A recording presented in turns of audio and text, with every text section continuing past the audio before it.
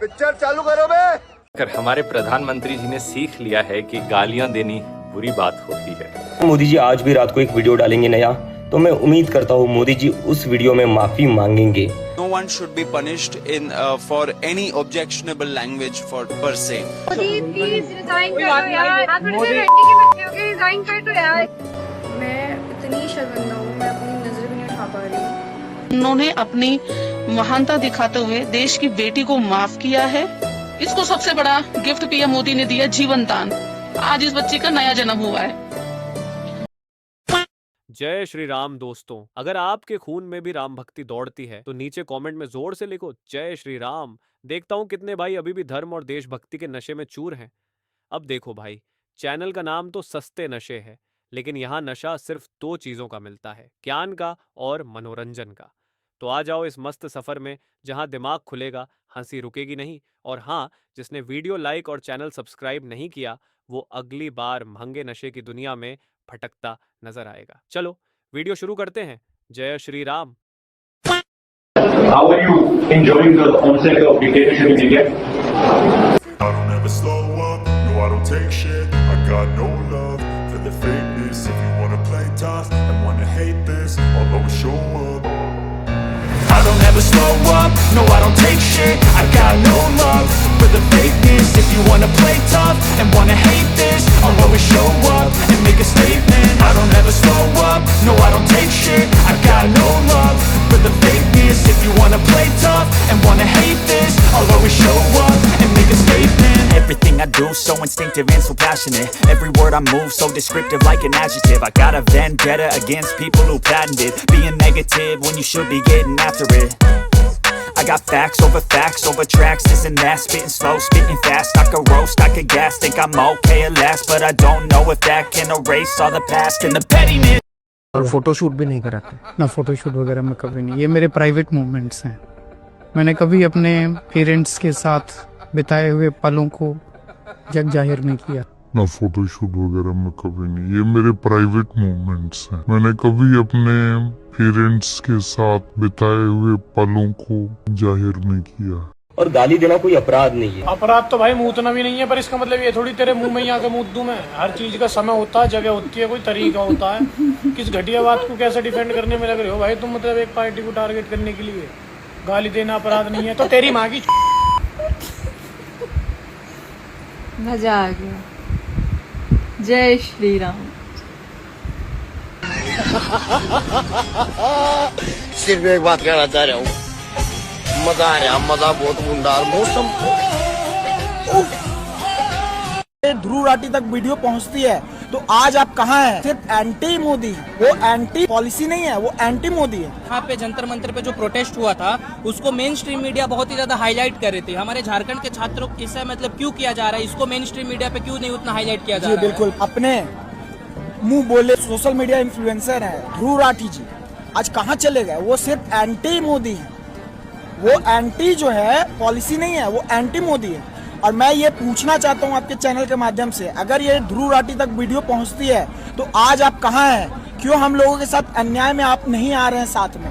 अगर आप स्टूडेंट को सच में स्टूडेंट के लिए खड़े रहते हैं, स्टूडेंट के लिए सरकार से पूछते हैं सवाल, तो आज आप कहाँ हैं? बहुत बड़े अपने आप को सो कॉल्ड इन्फ्लुएंसर समझते हैं कि बहुत अच्छे हम ये हैं, हम फैक्ट्स पे बात करते हैं। तो आज झारखंड के युवाओं के साथ इस तरह का अन्याय क्यों कर रहे हैं आप क्यों नहीं आ रहे हो सामने? कांपते हाथों को देखा तो पहली बार उम्र नजर आई, वरना इस मासूम से चेहरे ने हर चोट दुनिया से छुपाई। कितने ताने हिस्से आए, कितनी कड़वी बातें आई, माँ तक पहुंचे लफ्ज मगर होठों ने शिकायत ना सुनाई। वक्त चेहरे पर उतर आया, आंखों में थकान समाई, मगर जिम्मेदारियों की गठरी उन्होंने कहाँ ही हटाई। एक दिन ये कांपते हाथ आराम की चादर ओढ़ लेंगे, शायद तब हम उनकी खामोशी के मायने खोज लेंगे, शायद तब हम उनकी खामोशी के मायने खोज लेंगे। अच्छा, ये जो कुछ लोग कंगना जी की पुरानी वीडियोस निकाल के लगा रहे हैं और लिख रहे हैं ये तो नचनिया है, ये तो भांड है, तो ये जो तुम्हारे स्टूडेंट सड़क पे ढपली बजा के नाच रहे थे, ये कौन है? नहीं मतलब कंगना जी तो गानों पर नाच रही हैं क्लब में, ये आजादी के नारों पर नाच रहे थे सड़क पे। नहीं मतलब कंगना जी स्टेज वाली भांड हैं और ये सड़क छाप भांड है। तो आप ये कहना चाह रहे हैं कि सड़क छाप भांड ज्यादा अच्छा होता है। अच्छा ठीक है, हम समझ गए, ओके, बदतमीज ना हो तो। भैया तो चालबाज 2 फिल्म की अंजू मंजू निकली, जिस तरीके से श्रीदेवी ने 2 रोल किए थे ना, इस तरीके से यहाँ पे भी डबल रोल चला हुआ है भाई। एक तरफ अंजू है जिसके नाक में पियर्सिंग है, दूसरी तरफ मंजू जिसकी नाक में पियर्सिंग है ही नहीं। अंजू के बाल लंबे हैं और डाई किए हुए हैं, कलर्ड है, और मंजू बेचारी छोटे वालों के साथ और ब्लैक हेयर के साथ हम लोगों के सामने माफी मांग रही है। अंजू के जो दांत है उसमें ऊपर वाले दांतों में गैप है और मंजू के नीचे वाले दांतों में गैप। अंधभक्त तो हमें बोला जाता था, बट इतने भी ज्यादा अंधे नहीं है हम कि हम पहचान ही नहीं पाए लोगों को। भाई मेकअप करवा के माफी मंगवानी चाहिए भाई, मेकअप करवा के, ताकि दूध का दूध और पानी का पानी हो। ये तस्वीरें अगर आप तक नहीं पहुंच रही हैं तो देखिए, ये हमारे देश का वीडियो है। झारखंड जिसके बारे में पूरा देश जानता है, उसी की कैपिटल रांची है और ये स्टूडेंट्स हैं, पीसफुल प्रोटेस्ट निकाल रहे हैं, मसाल मार्च निकाल रहे हैं, फ्लैश लाइट जलाकर विरोध जता रहे हैं। परीक्षाओं में जो धांधली होती है जेपीएससी जेएसएससी, उसका विरोध कर रहे हैं। यहीं से कुछ दूर पर मुख्यमंत्री आवास है, हेमंत सोरेन जो शिक्षा मंत्री भी हैं झारखंड के, उन तक पीसफुल प्रोटेस्ट करके बताना चाहते हैं कि साहब पिछले 1-2 दशक से जो भ्रष्टाचार का दंश यहाँ का छात्र झेल रहा है, अब उसका समाधान चाहिए। मसाल मार्च मेरे पीछे देख सकते हैं, तमाम छात्र हजारों की संख्या में यहाँ पर जुटे हुए हैं और ये एक चौक से दूसरे चौक पर जाकर पीसफुल प्रोटेस्ट करके बता रहे हैं पूरे देश को कि देखिए, क्योंकि देश तक ये वीडियो नहीं पहुंच रहा है। जितना समर्थन दिल्ली के जंतर मंतर प्रोटेस्ट को मिला, वो समर्थन इन बच्चों को नहीं मिल रहा है, जबकि ये डिजर्व करते हैं और पीसफुल प्रोटेस्ट ये कर रहे हैं। तो प्लीज वीडियो को ज्यादा से ज्यादा शेयर करिए और दिल्ली में बैठे लोगों तक भी पहुंचाइए कि वहां की सरकारें भी, नेता प्रतिपक्ष हो या सत्ता पक्ष, वो भी सुने और इनके समस्याओं का समाधान निकाले। You do one more Mumbai and you will lose Balochistan, ऐसी चेतावनी पाकिस्तान को देने वाले अजीत डोवाल जी।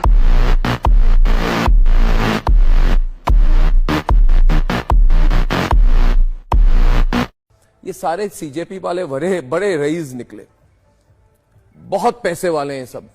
इनमें से एक क्या है जो अपने आप को नेता बोलता है, बड़ा अंग्रेजी फड़फड़ाते रहता है, और ये जो है इतने बड़े घर में रहता है दोस्तों दिल्ली में, जिसमें इसकी रेंट ही 5 से 10 लाख रुपए के बीच में। फिर कहता है मैं स्टूडेंट हूं। अरे किस स्टूडेंट के पास 10 लाख रुपए हर महीने के होते हैं फालतू में, बड़े घर के भाड़े में? वो देता है, पैसे उसके खाते में कहां से आती है, किस बैंक अकाउंट में पैसे आती है, विदेश से पैसा आता है कि नहीं, विदेश क्यों घूमते रहता है, क्या नॉर्वे में था, कभी अमेरिका में था, अमेरिका से भी पैसा आता है, नॉर्वे से भी पैसा आता है, बड़े बड़े पार्टीज करता है घर में, और वहां बड़े बड़े जज, बड़े बड़े नेता आते हैं सामने दोस्तों, और कहते हैं हम स्टूडेंट हैं। वैसे कपड़े ऐसे पहनता है, मैं तस्वीरें भी आपके साथ शेयर करूंगा, कि एक उसका जो कुर्ता पजामा होता है दोस्तों, वो 3-4 लाख का कपड़ा होता है। मगर जब सामने आया था वहां पे, जब जंतर मंतर में थे, तो फटे पुराने टी शर्ट कपड़े पहन के वहां पे आए थे। अब ऐसे लोगों को क्या विश्वास करना चाहिए इन पर? Friends, thank you friends.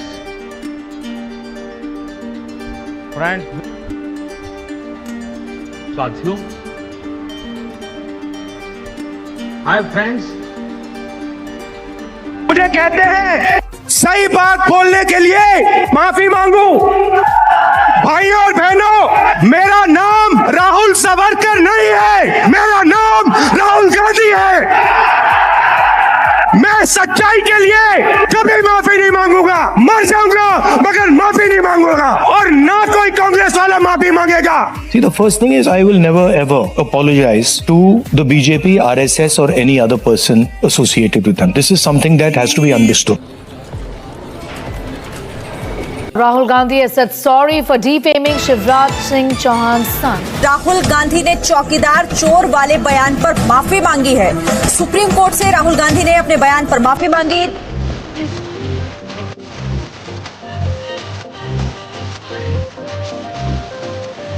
Sorry. Friends, hello friend. मत कर भाई, मत कर। मैं बस एक चीज आपको बोलना चाहती हूँ, जो आप मोदी के स्किन पे और उनके एंगल पे आप ड्रामे मचा रहे हो ना, आप वो नहीं कर पाओगे क्योंकि आप काले हो, वो गोरे हैं, उनका स्किन चमकता है, उनका स्किन अच्छा है, आप काले हो और आप शक्ल के भी बेकार दिखते हो। उनके लेवल की शक्ल मुश्किल है, आपका फैशन सेंस भी ज़ीरो ही है, तो आप मत करो, बहुत ही बुरे लग रहे हो, एकदम मूड खराब, मत करो। जो क्लस्टर सिस्टम है उसको मैंने कल बैठक दी है।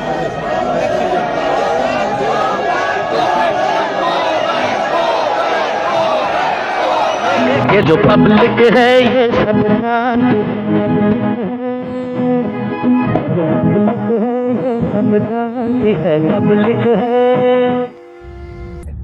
हम सब क्या चाहते हैं? हम चाहते हैं कि देश की प्रगति हो।